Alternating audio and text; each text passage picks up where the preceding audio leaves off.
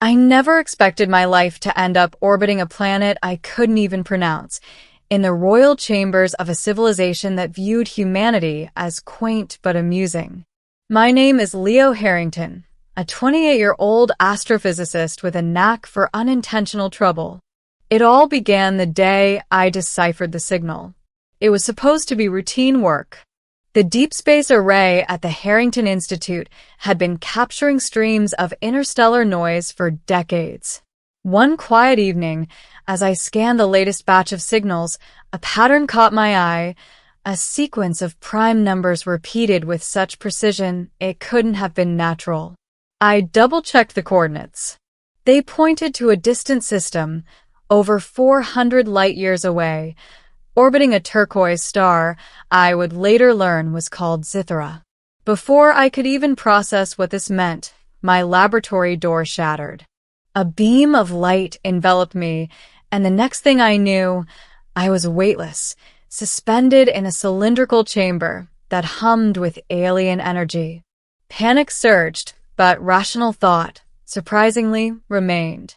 They can't communicate yet, I muttered to myself. Then a voice, rich, musical, yet commanding, echoed directly inside my mind. Leo Harrington, you have deciphered our call. You are now required to join the royal lineage. I stumbled backward as the walls around me shimmered. Before me materialized a figure of impossibly elegant design, tall, humanoid in shape, but her skin glimmered like molten silver. Her eyes were two orbs of shifting colors, impossible to focus on for more than a moment. This was the AlienQueen of Zithra, ruler of the Virelians, a civilization whose technological and psychic abilities dwarfed anything humans had ever imagined. I don't understand, I stammered. You will, she said. Her voice was firm. For the stability of the throne, you must marry my daughter. She has chosen the wrong path, and only a union with a being of your kind will secure the future of Zithra. Her words made no sense. My life had been science, equations, and telescopes, not interstellar dynasties or arranged marriages. I'm human. I'm not royalty. I'm not even. You are necessary, the Queen interrupted. Your mind is uniquely suited for the challenge. Resistance is ill-advised. And just like that, I was transported to the palace, a vast crystalline structure that spiraled upward, floating above Zithra's lavender oceans. The palace itself was alive, its surfaces undulating in patterns that seemed like both architecture and organism. The daughter, Princess Ellera, was waiting. I had imagined alien royalty as intimidating, but Ellera was terrifyingly beautiful. She had hair like liquid obsidian, cascading in waves, and eyes that burned with violet fire. She didn't smile. She didn't speak at first. She simply observed me as if I were a rare insect in a jar. I'm supposed to marry you, I said, trying to muster a tone of humor, though it died in my throat. Ellera's gaze didn't soften. You were chosen. My mother believes it will prevent chaos. Chaos? I'm human. What could I possibly? The Queen intervened telepathically, her presence washing over my mind like a tidal wave. The throne of Zithra has never been secure. The factions that support me and those who oppose me have been at war for centuries. My daughter's choice of mate, one from our species, would fracture alliances. You, Leo Harrington, will balance her influence. You will ensure peace. I swallowed hard. Peace by marrying an alien princess? My entire life had been spent exploring the universe, but now I was part of it in a way I had never anticipated. The training. Over the next few weeks, I was introduced to the protocols of Zytherian society. My human body, surprisingly, adapted quickly. Ellera observed everything I did, often with a critical eye. I had to learn their language, customs, and even the rudimentary psychic link the royal family used to communicate. The psychic link was the most unnerving. Thoughts no longer belonged solely to me, they were shared. My embarrassment, fears, and doubts were all laid bare. Elora never tried to hide her own thoughts, which meant I experienced every flicker of irritation, boredom, or amusement she felt. And yet, there was something more, something subtle. Curiosity, restraint, an unspoken question. Who is this human really? At first, we clashed constantly. I was clumsy in court etiquette, incapable of understanding their intricate rituals. She was impatient and proud, dismissive of my ignorance.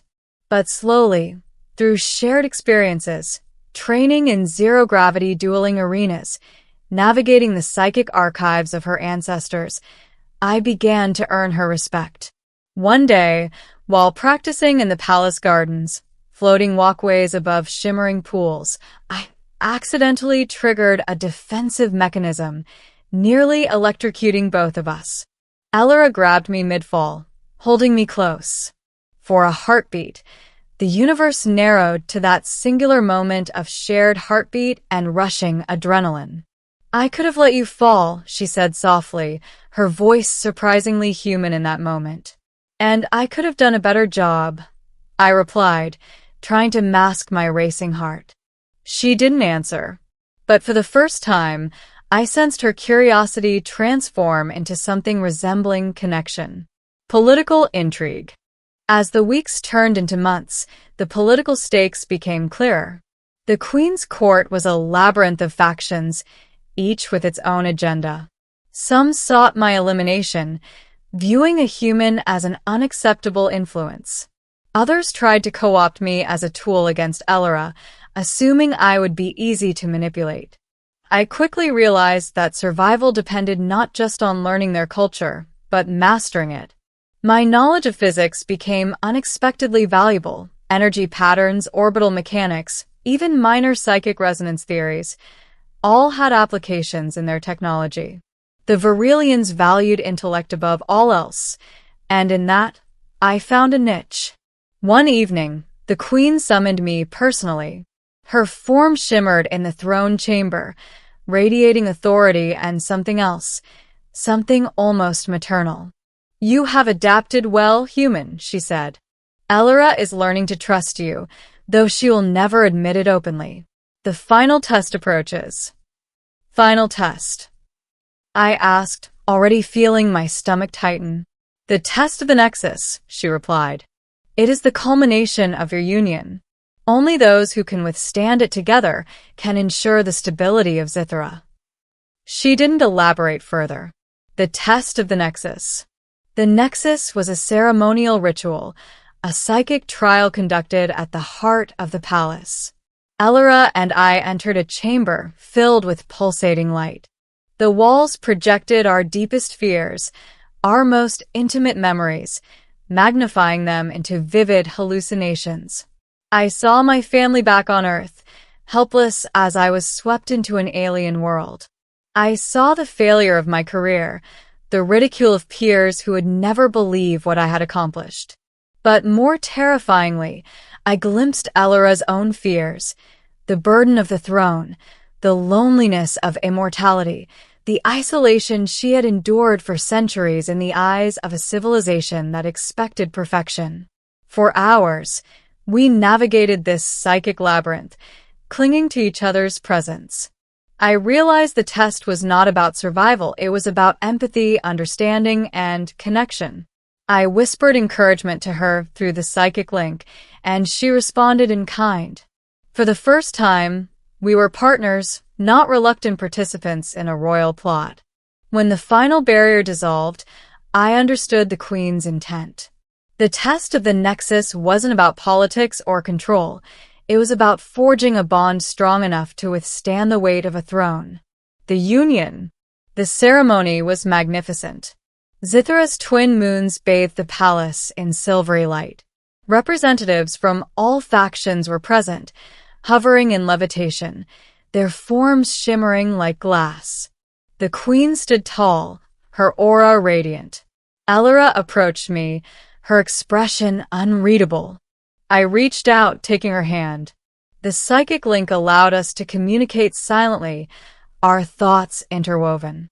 "I trust you," she said, the first words of true sincerity I had heard from her. "And I trust you," I replied. The Queen nodded approvingly. "So be it. For the future of the throne, let this union endure." A surge of energy enveloped us as the ceremonial bond was sealed. It wasn't just marriage in the human sense. It was a psychic, emotional, and political union. I felt her fears, her hopes, her ambition merge with mine. And in that moment, I understood the weight of responsibility I had agreed to carry. A new life. The days that followed were a blur of political maneuvering, cultural immersion, and, surprisingly, domestic life. Elora and I learned to live together in the palace, sharing responsibilities, navigating court intrigue, and occasionally arguing over trivial matters like zero-gravity dining etiquette. Despite the surreal circumstances, there was a growing warmth between us, a genuine partnership built on respect, trust, and shared experiences. We began to laugh together, to plan for the future of Zithra not as an obligation, but as a shared dream. The Queen remained a constant presence, stern yet protective, guiding us with her wisdom.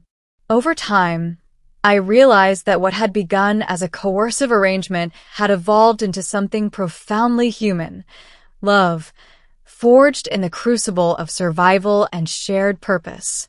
One evening, as we stood on the palace terrace overlooking Zithra's violet oceans, Elora took my hand. "I never thought I would want a human in my life," she admitted, her violet eyes reflecting the twin moons.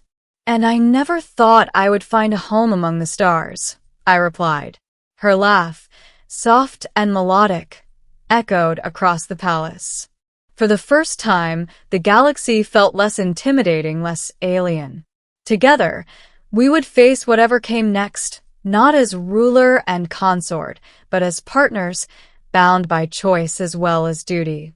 The Queen had forced this union for the future of the throne, but in the end, it became a union for the future of something even greater: understanding, empathy, and a love that bridged worlds. And in that moment, I realized the truth.